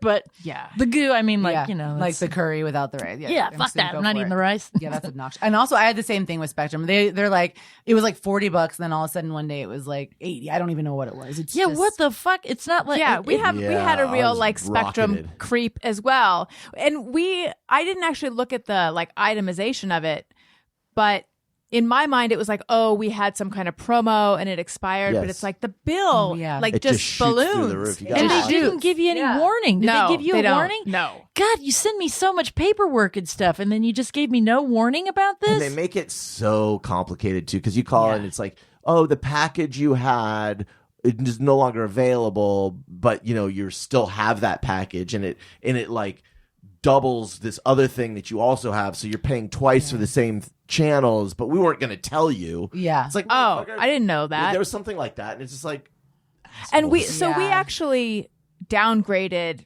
XYZ, and our bill is supposed to be smaller. well, but I don't know that'll when hit that. the next bill. I hope so, because it's Well, still the same. It should. It hasn't kicked in yet. Ooh, hang on. I thought of one more. Okay, yeah.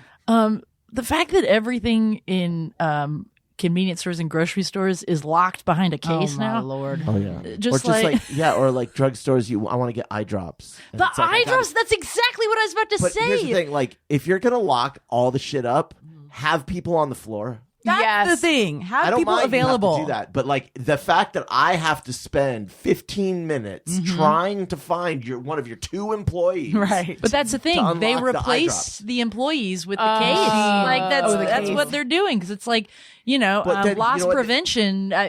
People can't always But here's the do thing. it.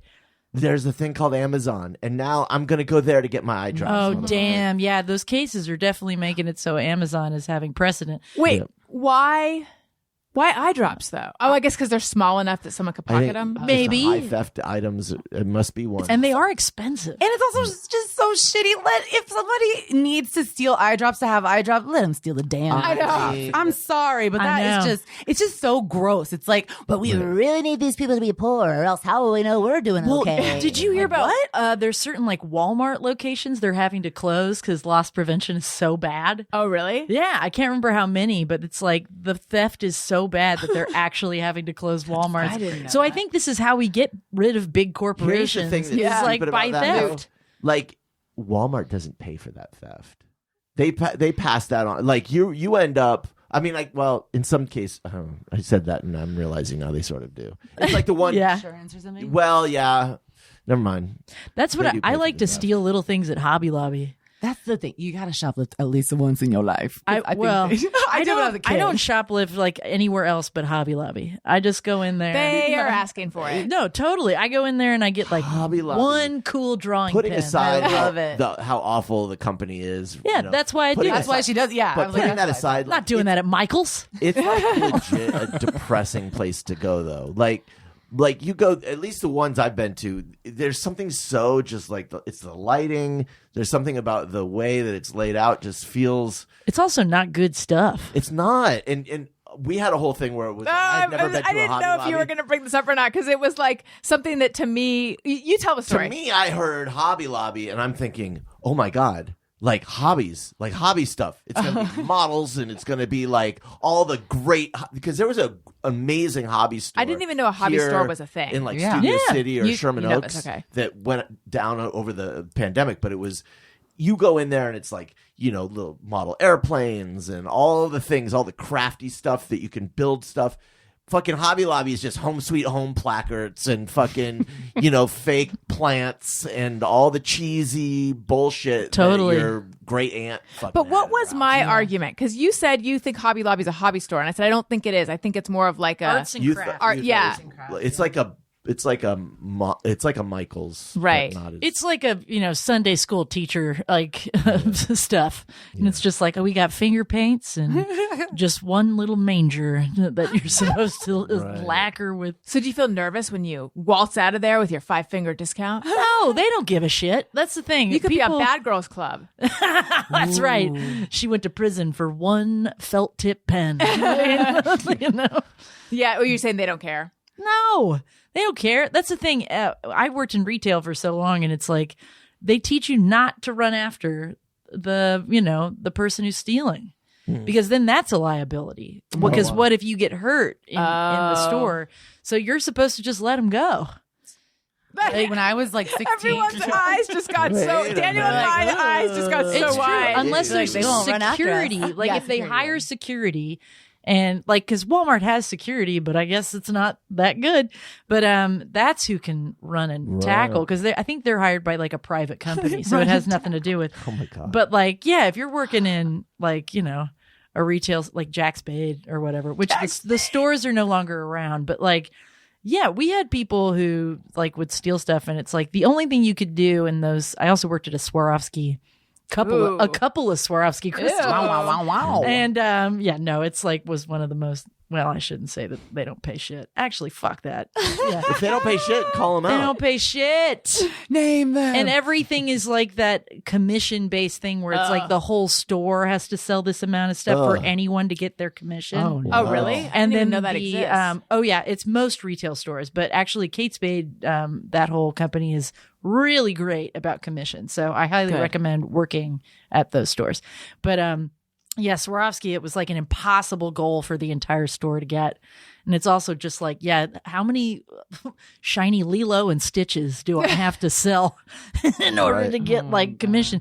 But yeah, I remember working one in New York, and it was like teenagers who would come in and go to the like keychain wall or whatever. And the only thing you could do is acknowledge that you noticed that they're touching things. So you walk up and be like, I noticed that you liked that bracelet. Because that was the bracelet they put in their pocket, and be like, can I show you some things that would go well with it? And so you're not saying, I saw that you put it in your purse. You're saying like, I noticed you liked it. And then that usually spooks them, and they'll be like, "Oh, That's kinda like- I'm busted." And then Yeah, that's the same vibe as saying like, is there a problem? Yeah. Like, is everything okay? Do you it's have a the problem with me right now? same vibe. Yeah. It's just acknowledging the fact that you noticed, Yeah. but not accusatory. Yeah. Right. So That's yeah, so because you interesting. can't accuse people of anything. Also, because legally, you could get Now, yeah. if fucked this for is that. has this changed? Because back in the shoplifting era I know about was when like Joanna from 9th grade got busted at Nordstrom for stealing. Well, that's a bikini. department store. Okay. So there's definitely security in malls and department Right. stores. But if you're going into like a brick and boutique, mortar, just yeah. like not a if it's an independently owned Oh, okay. business, they could chase you. But if it's a if it's a corporately owned business like Swarovski or Jack Spade or something, nuh-uh. Man, you So gotta do a lot of research. there's too much no, I just have worked in a lot of stores. Yeah. So there's like, there's liability stuff. You're not supposed to do it. But yeah, in a mall, I remember I had a friend who stole a lot in the mall. Mall security will put you in mall prison. Yes. So yeah. When I was like 16, we used to steal from Abercrombie, but They deserve that. I was like, they're racist, so we can take this, right? Yeah. So we did, yeah. And because like the dressing rooms were like closed rooms, so you just go in there with a friend and just they eventually started cracking down on people because I think they were like getting a lot stolen from them, but they deserved it. Yeah. Would you like put it on under your clothes and then walk out? Yeah, or like take off the tag, put it in a bag from something else. Another store. Yeah. we were bad, but we never got caught. I'm surprised we didn't get caught. I mean, I would have gone to mall jail a few times if I had gotten caught. I didn't do any of that, but I did. Hobby Lobby is my little treat. I love that. I feel like a lot of people do that. I feel like I've heard that a lot of people taking small things from big corporations because they're like, they're not going to notice it, and I deserve this. Yeah. Like, these Exactly. little things. Sticking it to the man one little pen Yes, at a time. That's right. Tony, did you ever shoplift? Literally only one time that I can think of, but I was very young. Yeah. I stole some silly putty from Kmart. That's right. I've always been a bit What's of the a bad statute boy. of limitations, though? I don't want you to get. Yeah, I'm gonna edit that out. Yeah. What about you, Daniel? We would do something called. We would call it faking the funk, and Oh wait, I know that your friend did that. I didn't know you did that. yeah, and we would just go to like Bed Bath and Beyond, and you would buy a blender or something, and then see if I get this right.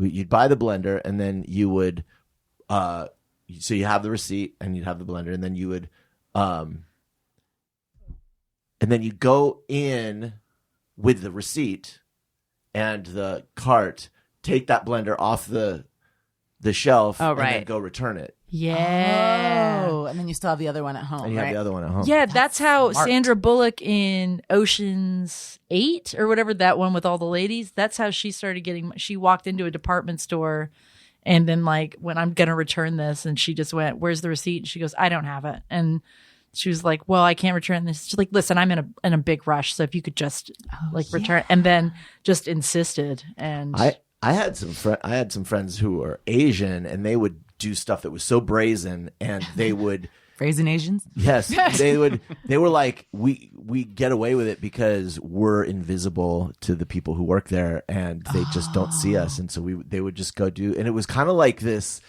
Empowering. Yeah, thing. it was like, yeah, fuck them. Like if they're just not gonna see you, then go steal that dress. Or whatever. One girl, she'd walk in, take it right off the rack, and then just go. I mean, she wouldn't even, and she'd go, I want to return it, and then have the tag on it.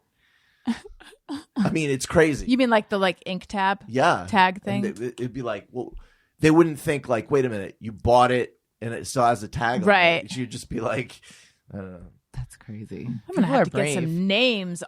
My only shoplifting story was I went to Disneyland with some girls in 8th grade.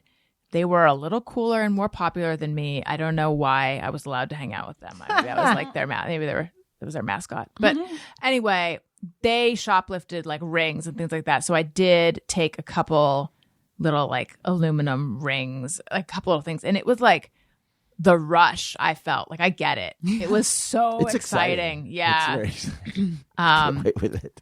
But then I had it sitting in my room and I remember I felt like this guilt every time I looked at it. To me, it's like if you're, I think I don't have a problem with that if it's like a big store, like a Walmart, Best Buy, Bed Bath. It's a small business. That's Exactly. Yeah. Yeah. That would hurt them. So you heard it here first. Go out and steal big business. Steal, rob from people, break I'm in. not advocating it, but I'm just saying I don't have a problem with it. Yeah. But we're not recommending anything. No. We are not offering. Do not do it. This is some kind of disclaimer. Don't steal. We are not offering legal advice. Do your own research. Let us know how it goes. Once again, ZocDoc.com. Yeah, listen, that thing that I told you, they might be onto that. Probably, scheme. Like I don't want anyone to get in trouble. Like, that's not Quant's method. Listen, we didn't invent shoplifting. Like, But I think you refined it. Yes, I certainly gave some tips and tricks. You guys, this has been so nice. Thank you so much, everyone, for coming and being on this show. Emily, where can everyone find you? Once again, if you on Twitter want to find me, was that a sentence? It's at Flemily Emming. And then Instagram, it's at Flemily, Flemily, Flemily. And then please check out The Mythical Kitchen. I'm on there often, especially on Meals of History, that series on Mythical Kitchen. And Good Mythical Morning. I'm on there quite a bit, and I write for them. So please watch. Wonderful. Nicole? Cool. You can find me on Instagram and Twitter at Niccole Thurman, Niccole with 2 C's, and on cartoons like Jellystone on HBO Max and Tuning Out the News on Comedy Central Wednesday nights. Oh. After The Daily Show, I think. I got to check that. Is that new? That's newish, right? I think so. I think it's actually been on for a few seasons, but it's very like it's cool. I don't know what I'm saying about it. It's like but a word of mouth for thing. a bit. It's a word of mouth thing, and I think since it's on after The Daily Show, it's that like crazy time slot. That's when the opposition was on, so it's that weird time slot that sometimes things just kind of get missed in. Yeah, but yeah, it's good. No, it's great. It's like an animated Daily Show. It's very fun. We interview really real people. Like we interviewed Tiffany Haddish, I think last week or the week before, and then Adam Pally was on it. He was hilarious. It was fun. Yeah, it's fun. Excellent, Daniel. Well, I just recorded, I think it's a Patreon episode of Vanderpump Robs, and it was very fun. Got to talk to Rob Schulte, who was on with Peter Madrigal. On my show, yeah. Uh-huh. And it was just, I did not realize how much of how cathartic, not cathartic exactly, but just how much how good it would feel to talk Vanderpump. Because I had this shit in my brain bouncing around for weeks. I got to just barf it all out. Go listen. Which is a kink. Yeah. I mean, listen, okay. Yes, exactly. Vanderpump is my kink now. But anyway. Yeah, he came in like there was much more of a spring in I was Daniel's step. I was all He's aglow. like, I didn't realize how much I needed to talk about all that. But anyway, check it out. And you can follow me on I just Instagram, really, Daniel Quantz. I'm not doing Twitter anymore. Yeah. Okay. And Tony? Twitter and Instagram at Tony Thaxton. and Bizarre Albums every Tuesday. And if you're in the LA area, I'm going to be playing drums with Townland again in Long Beach on April 23rd. Nice. I don't remember where. So look at my Instagram. Just go or something. to Long Beach. Yeah, just listen and keep an ear out. Exactly. And my new podcast, Allison and Todd After Hours, are a few episodes. No, 2. But when you hear this, 2 episodes of that have aired. This is a Patreon podcast. There's only one level. It's $2 a month. And if you are interested, patreon.com/Allison and Todd. But we unlocked the first episode, and it is in the Allison Rosen's Your New Best Friend feed this week. So you can go hear it there, get a sample, and figure out if you can part with $2 a month, and if you would like to even. And then also follow me on social media at Allison Rosen on Twitter and Instagram. If you like what you're hearing, please make sure you subscribe, leave us a nice comment, hit 5 stars. Subscribe on YouTube, youtube.com/Allison Rosen. I've been uploading more and more stuff there. And I'm on TikTok, the Allison Rosen over there. Thanks, everyone. Listeners, thank you for listening. I love you. You matter. Goodbye. Hey, do you know about the Allison Rosen Show? We had a good time, but now we gotta go.